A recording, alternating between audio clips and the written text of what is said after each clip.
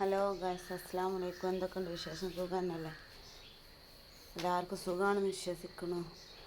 നമ്മൾ പുതിയൊരു വീഡിയോയിലേക്ക് എല്ലാവർക്കും സ്വാഗതം കേട്ടോ. അപ്പോൾ ഞാൻ ഇന്ന് കാണിക്കാൻ പോകുന്നത് നമ്മളെ നാട്ടിലൊന്നും ഉണ്ടാവില്ല, പിന്നെ ന്യൂ ജനറേഷൻ മക്കൾക്കൊന്നും ഇതൊന്നും അറിയില്ല.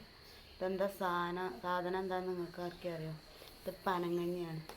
അപ്പം കുറേ ദിവസമായി ഇങ്ങനെ പനങ്കഞ്ഞിക്ക് ഇങ്ങനെ ആഗ്രഹിക്കണം.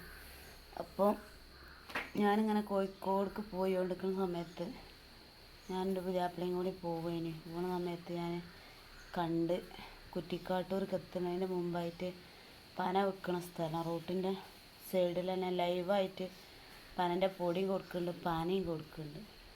അപ്പോൾ ഞാൻ എൻ്റെ പുതിയാപ്പിളിനോട് പറഞ്ഞു നമ്മൾ അവിടുന്ന് കുറച്ച് വാങ്ങുക പറഞ്ഞു. അപ്പോൾ ഈ പൊടി ഉള്ളത് നമുക്കറിയില്ലേന്. അപ്പോൾ പനൻ്റെ കഷ്ണമാണ്, വലിയ കഷ്ണമാണ്, മുട്ടിക്കണ്ടം പോലത്തെ വിറക് പോലത്തെ കഷ്ണമാണ്. അതൊന്നും എനിക്ക് ഉണ്ടാക്കാൻ കഴിയൂല എന്ന് പറഞ്ഞാൽ എന്നോട്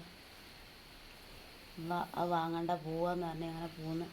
അങ്ങനെ ഞാൻ വീട്ടിൽ വന്ന് ഞാൻ പറഞ്ഞ് വാപ്പനോട് പറഞ്ഞപ്പോൾ വാപ്പ എന്നോട് തന്നെ എവിടെയുള്ളതെന്ന് ചോദിച്ചു. അങ്ങനെ കുറ്റിക്കാട്ടൂർക്ക് എത്തുന്നതിൻ്റെ മുമ്പായിട്ടൊരു സ്ഥലത്താണ്.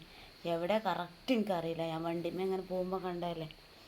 അപ്പോൾ അങ്ങനെ വാപ്പ 2 ദിവസം കഴിഞ്ഞതിൻ്റെ ശേഷം അവിടെ പോയി എങ്ങോട്ടോ പോവുകയാണ്, കോഴിക്കോട് എങ്ങോട്ടോ പോവുകയാണ്, എന്താ പറമ്പമ്പള്ളി അവിടെ പോയി തിരിച്ച് വരുന്ന സമയത്ത് ഇങ്ങനെ പിന്നെ പനൻ്റെ ഇത് കഷ്ണം കണ്ടപ്പോൾ കാറിലുള്ളവർ പറഞ്ഞിങ്ങനെ കുഞ്ഞോള് പറഞ്ഞില്ലല്ലോ അങ്ങനെ പനൻ്റെ അർത്ഥമാണ്, അത് നമ്മൾ വാങ്ങുക എന്ന് പറഞ്ഞു. അങ്ങനെ വാങ്ങി ഉണ്ടാക്കി മാഷാ അല്ലാഹ് തിന്നാൻ വേണ്ടി ഒരുങ്ങുകയാണ്.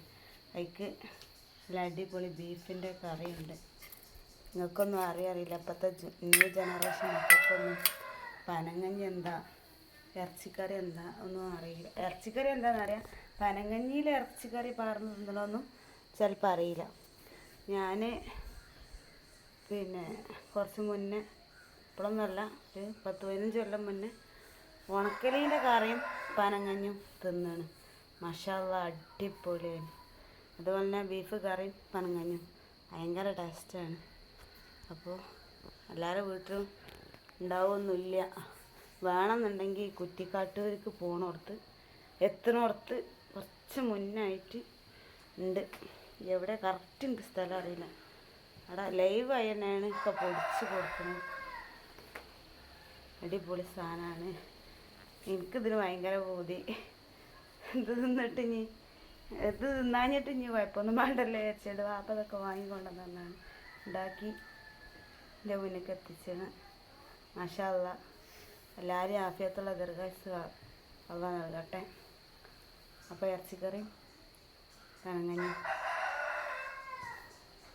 തിന്നാൻ നോക്കുകയാണ് കേട്ടോ. അപ്പോൾ കുട്ടികൾ 2 തിന്ന്, ഒരാൾക്ക് ബീഫ് പറ്റൂല, കോഴി പറ്റുള്ളൂ. അപ്പം കോഴീൻ്റെ കറി ഉണ്ടായിന്, ചിക്കൻ കറി ഉണ്ടായിന്. അപ്പോൾ അത് കൂട്ടി ഒരു തിന്ന്. ഓലൊന്നും ഓരോ ജീവിതത്തിൽ തിന്ന് നോക്കിയിട്ടില്ല. ആദ്യമായിട്ട് എന്താണ് വെച്ചാൽ പനങ്കഞ്ഞി പറഞ്ഞാൽ ഇത് അർപ്പാണ്, എത്തത് ഇങ്ങനെ ചോദിക്കുക.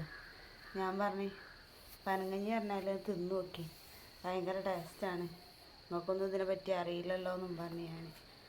ഓലൊക്കെ ഒരു തിരിച്ച ഓരോ കയ്യിലൊക്കെ തിന്ന് നോക്കി, രസമൊക്കെ ഉണ്ട് എന്നൊക്കെ പറഞ്ഞു. ഇത് തിന്നാൽ വേഗം വയറ് നിറയുള്ളൂ.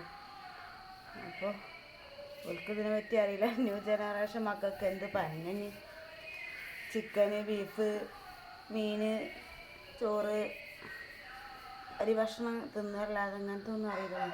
മുമ്പത്തെ കാലത്ത് ഇതൊക്കെ എല്ലാം ഉണ്ടാക്കി തിന്ന് വയറിറക്കൽ.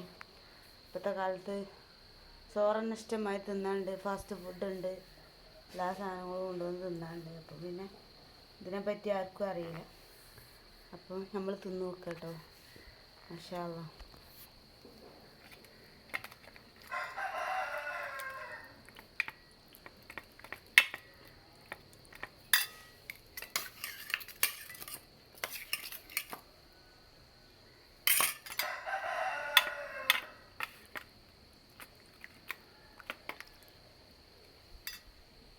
അപ്പം പനങ്കഞ്ഞി അടിപൊളിയാണ് കേട്ടോ മക്കളെ. പനങ്കഞ്ഞി അടിപൊളിയാണ്, മാഷാ അല്ലാഹ് അടിപൊളി, നല്ല ടേസ്റ്റ് ഉണ്ട്. അപ്പോൾ വേണ്ടവർ കുറ്റിക്കാട്ടൂരടുത്ത് എത്തുന്നതിന് മുമ്പായിട്ടാണ് കേട്ടോ. എവിടെയാണെന്ന് എനിക്ക് കറക്റ്റ് സ്ഥലം അറിയില്ല. വേണമെന്നുള്ളവർ പോവാം. എന്നായിക്കോട്ടെ, അടുത്ത വീഡിയോയിൽ കാണാം. അസ്സലാമു അലൈക്കും.